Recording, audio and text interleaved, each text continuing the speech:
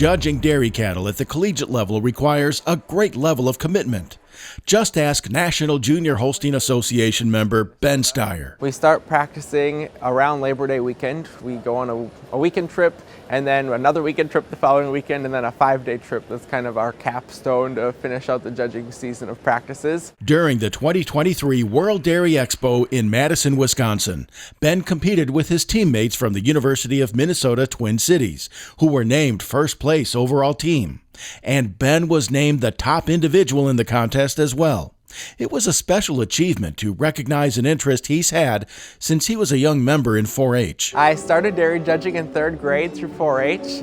Initially, didn't really like it that much. I think this is pretty normal for most kids, but learned to love it with my family's involvement and good 4-H coaches that made it a lot of fun with ice cream and other snacks afterwards. Ben continued to develop his skills and passion for dairy cattle throughout high school and eventually landed a place on the team at the University of Minnesota, where he currently studies animal science. It's just so much fun to be able to be a part of. It's pretty iconic to judge on the colored shavings, let alone do well down here, so a really incredible day. Fellow National Junior Holstein Association member Salem Sifford had reason to celebrate too.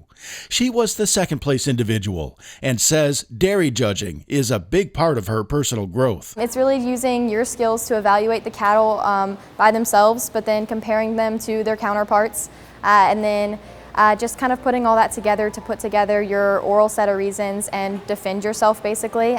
So judging really is just your own time to evaluate something and think through it, and it really just teaches you to make decisions and stay calm while you're making decisions. Salem is a sophomore at Virginia Tech, and she attributes a lot of her success to the National Junior Holstein Association. It's just like one big happy family, so as soon as you become a member, you're involved, you're in it, and you meet all these people that form great relationships. It's no question these students will have bright futures in the dairy business.